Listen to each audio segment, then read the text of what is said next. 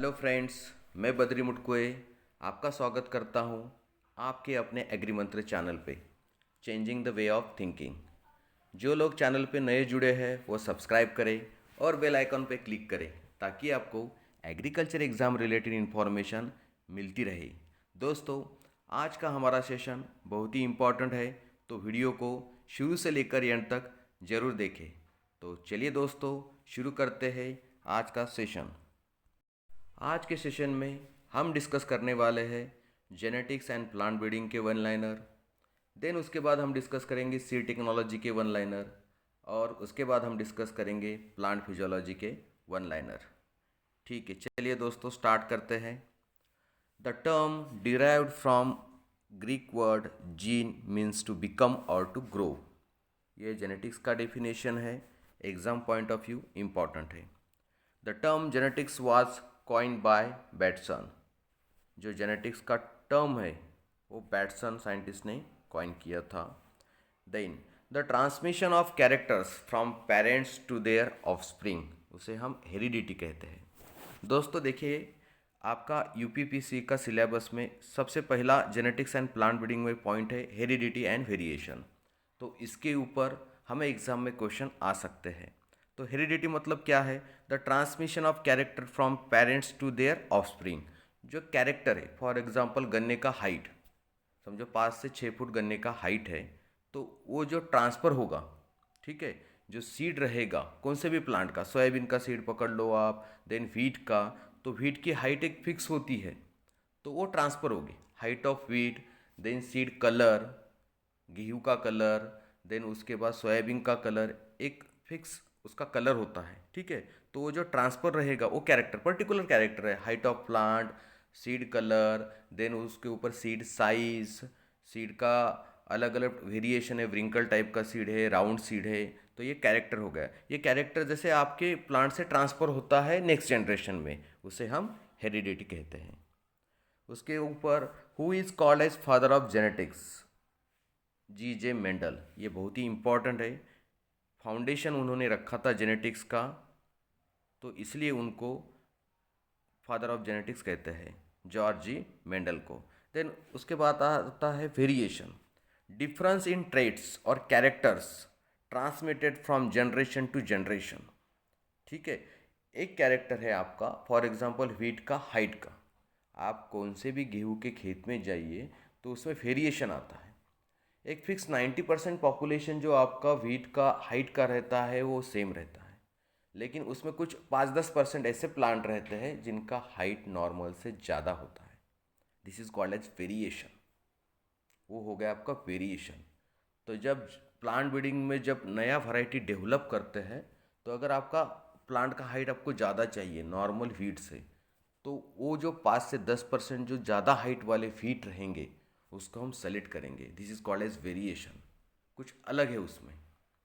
जो आपका 100% प्लांट का पॉपुलेशन है वीट का, उसमें से 5-10% प्लांट ऐसे रहेंगे कि जिनका हाइट ज़्यादा रहेगा।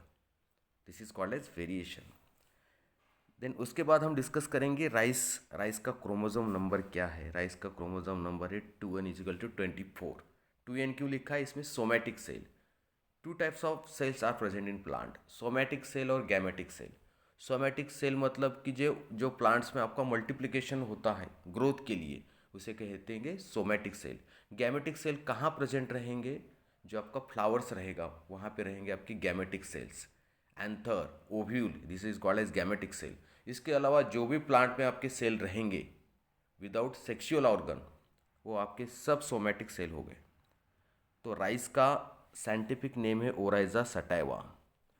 पिछली बार के यूपीपीएससी के आप पेपर देखेंगे, उसमें बहुत बार क्वेश्चन आया है कि बॉटनिकल नेम क्या है, प्लांट का बॉटनिकल नेम क्या है।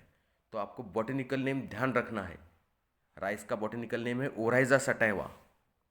ठीक है, अलग अलग प्लांट्स के जो इंपॉर्टेंट क्रॉप्स है उनके बॉटनिकल नेम आपको ध्यान रखने हैं। ठीक है, और पिछले बार जब आप एग्ज़ाम पेपर देखेंगे तो उसमें नंबर ऑफ क्रोमोसोम कितने हैं, जेनेटिक्स में ये इम्पोर्टेंट एक्सपेक्ट है कि नंबर ऑफ क्रोमोसोम कितने हैं। ठीक है, तो 24 नंबर ऑफ क्रोमोसोम है राइस में, ये आपको ध्यान रखना है। The term related to food production is called as green revolution. अलग अलग टाइप के, अलग अलग क्रॉप प्रोडक्शन, अलग अलग सेगमेंट के अलग अलग जो ये होते हैं, क्या बोल सकते हैं हम उसको कि वहाँ पे एक रिवोल्यूशन हुआ है, तो उसे हम अलग अलग टर्म्स देते हैं। जैसे फूड प्रोडक्शन का अच्छा प्रोडक्शन हुआ, उसे हम ग्रीन रिवोल्यूशन कहते हैं। देन उसके बाद आता है ब्लू रिवोल्यूशन। ब्लू रिवोल्यूशन में ऐसा है कि फिश का प्रोडक्शन अच्छा हो गया, उसे कहेंगे ब्लू रिवोल्यूशन। देन मिल्क का प्रोडक्शन अच्छा हो गया, उसे हम कहेंगे वाइट रिवोल्यूशन। ये अलग अलग टाइप के रिवोल्यूशन रहते हैं, तो उसे हम कहेंगे green revolution.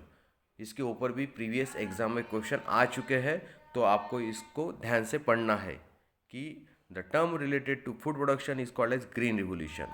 Who is the father of green revolution in India? India में ग्रीन रिवोल्यूशन का फादर, पिता किसे कहते हैं? तो doctor M S Swaminathan. Doctor M S Swaminathan is called as the father of green revolution. Green revolution के father कहते हैं इंडिया में डॉक्टर एम एस स्वामीनाथन।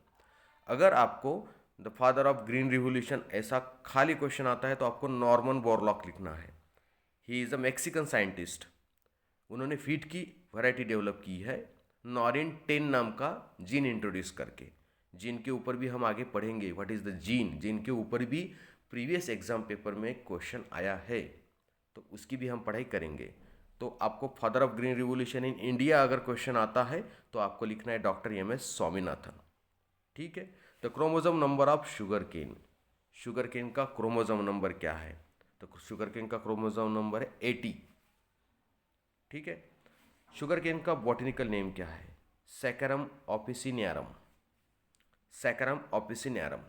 जो आपका स्टडी रूम है दोस्तों, वहाँ पे आप एक चार्ट बना के रखिए, what is the botanical name of different crops, जो आपके इंपॉर्टेंट क्रॉप्स है उसके जो बॉटनिकल नेम है उसके रिगार्डिंग आपको एक चार्ट बना के रखना है। देन अलग अलग टाइप के जो क्रॉप है उनका क्रोमोजोम नंबर क्या है, जो इंपॉर्टेंट क्रॉप्स है उनका क्रोमोजोम नंबर क्या है वो ध्यान रखना है। दोनों टॉपिक के ऊपर प्रीवियस यूपीपीएससी एग्जाम में क्वेश्चन आ चुके हैं, तो आपको इसकी पढ़ाई करनी है। Then the shortest phase of cell division in mitosis is anaphase. ठीक है। सेल डिवीजन क्या होता है? Multiplication of cell. Multiplication of cells occur by two type of division. एक आपका है माइटोसिस और एक है मियोसिस।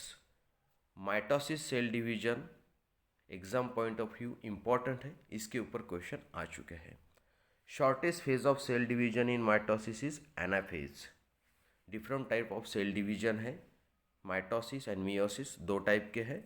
माइटोसिस में जो एनाफेज है वो शॉर्टेस्ट फेज है, यही क्वेश्चन प्रीवियस एग्जाम में आ चुका है। Longest phase of cell division in mitosis is prophase. आपको शॉर्टेस्ट फेज कौन सा है और लॉन्गेस्ट फेज कौन सा है, ये दोनों चीज़ें ध्यान रखना है। देखिए मैंने प्रीवियस भी आपको बोला था कि सेल डिवीजन के दो प्रकार होते हैं, एक हो गया माइटोसिस और दूसरा हो गया मियोसिस। ये दोनों चीज़ें आपको ध्यान रखनी है। National farmers day celebrated on 23 December. National farmers day 23 दिसंबर को सेलिब्रेट किया जाता है। National milk day celebrated on 26 नवंबर। 26 नवंबर को नेशनल मिल्क डे सेलिब्रेट होता है। प्रीवियस एग्जाम में इसके ऊपर क्वेश्चन आ चुका है। तो father of white revolution in India, जैसे मैंने आपको बताया कि वाइट रिवोल्यूशन किसे कहते हैं? जो इंडिया में रिवोल्यूशन हुआ था मिल्क प्रोडक्शन में, एक पर्टिकुलर डिकेड में मिल्क का अच्छा प्रोडक्शन हुआ था, तो इसे हम वाइट रिवोल्यूशन कहते हैं। इनके फादर कहते हैं डॉक्टर वर्गीस कुरियन। इसे इनको मिल्क मैन भी कहा जाता है, डॉक्टर वर्गीस कुरियन। जो आपका अमूल दूध आता है, इनके फाउंडर मेंबर है ये डॉक्टर वर्गीस कुरियन। इन्होंने रिवोल्यूशन लाया था मिल्क प्रोडक्शन में। That's why he is called as father of white revolution in India, doctor Verghese Kurien. Then दोस्तों आता है फोटोसिंथेसिस। फोटोसिंथेसिस क्या है? Photosynthesis is a process in plant. The plant make the food production by the process of photosynthesis by the use of carbon dioxide, water and sunlight। तो photosynthesis का 3 types का cycle होता है plant में। First is C3 plants, उसके बाद होते हैं C4 प्लांट्स और उसके बाद आते हैं कैम प्लांट्स। ठीक है, CO2 एब्जॉर्प्शन किस टाइप से होता है इसके ऊपर इसका डिवाइडेशन है। तो फोटोसिंथेसिस साइकिल हमने पढ़े हैं कि 3 types of photosynthesis cycle, C3, C4 and CAM. C3 plants में केल्विन साइकिल होता है, इसके ऊपर प्रीवियस एग्जाम में क्वेश्चन आ चुका है। उसी रिगार्डिंग मैंने अलग से वन लाइनर बनाए हैं कि C4 प्लांट में हैच एंड स्लैग पाथवे होता है। देन क्रैसुलेशन एसिड मेटाबॉलिज्म, थोड़ा हार्ड है वर्ड, लेकिन आप 2-3 बार पढ़ेंगे तो आपको याद रहेगा। तो क्रैसुलेशन एसिड मेटाबॉलिज्म, ये जो फोटोसिंथेटिक साइकिल है ये प्रेजेंट होता है अराइड प्लांट, जहाँ पे वाटर स्कार्सिटी है, कम पानी है। जैसे राजस्थान का कुछ प्रदेश हो गया कि जहाँ पे बारिश कम होती है, तो जहाँ पे बारिश कम होती है वहाँ पे क्रैसुलेशन एसिड मेटाबॉलिज्म का जो फोटोसिंथेसिस साइकिल होता है उस टाइप के प्लांट्स प्रेजेंट रहते हैं। तो हमने पढ़ा है दोस्तों, C3 प्लांट में केल्विन साइकिल, C4 प्लांट में हैच एंड स्लैग पाथवे, और अराइड प्लांट में क्रैसुलेशन एसिड मेटाबॉलिज्म। ठीक है, highest photosynthetic rate observe in C4 plant. Photosynthetic rate C4 plant में सबसे हाईएस्ट होता है। हाईएस्ट ट्रांसपिरेशन C3 प्लांट में होता है। ट्रांसपिरेशन मतलब loss, water loss in the form of vapour और ड्रॉपलेट्स। अगर आप प्लांट फिजियोलॉजी पढ़ेंगे तो transpiration is a very important aspect. Transpiration में क्या होता है, वाटर का लॉस होता है। बॉडी का टेम्परेचर मेंटेन के लिए हम पानी पीते हैं, तो in the form of sweet water का लॉस होता है ह्यूमन बॉडी से। उसी प्रकार प्लांट में है।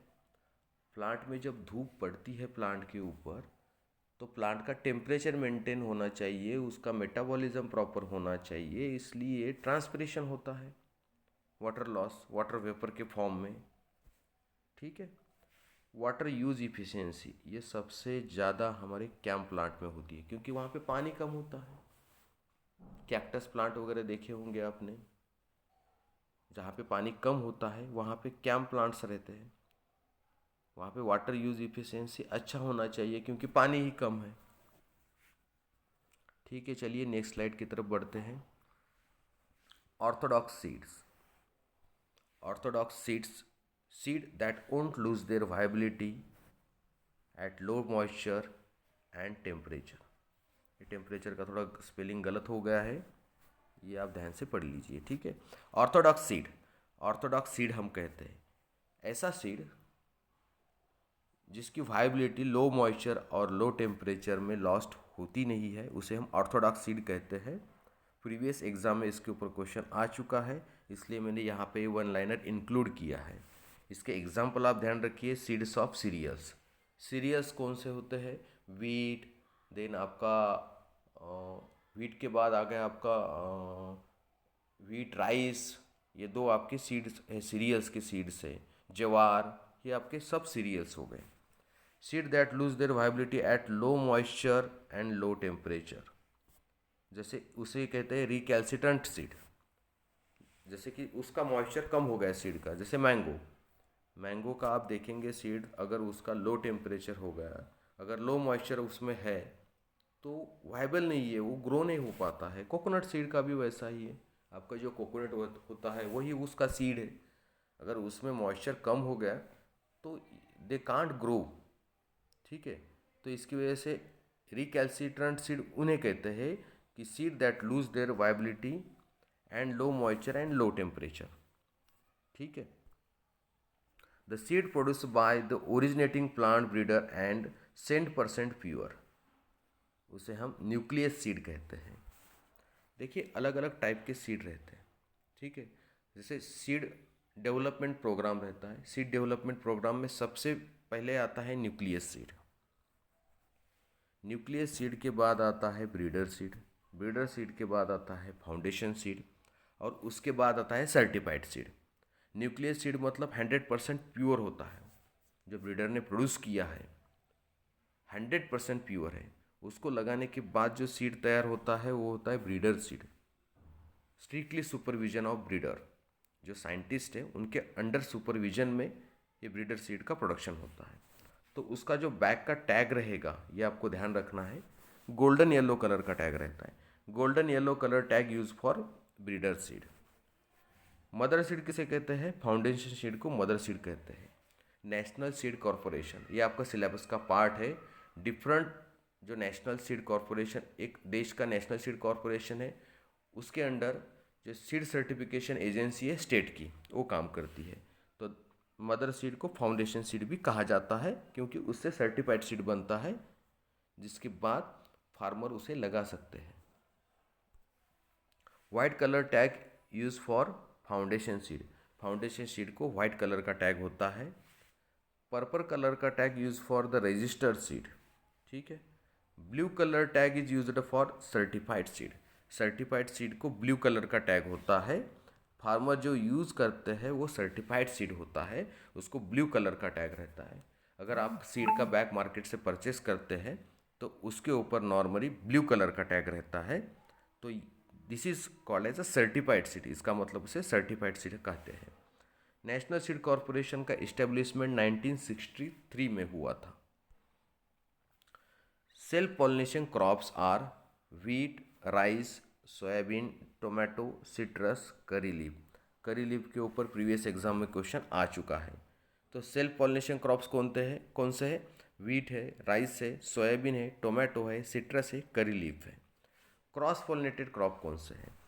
क्रॉस पॉलिनेशन क्रॉप्स आर मेज हो गया आपका, onion, garlic, coriander, sugarcane, banana. These are called as a cross pollinated crops.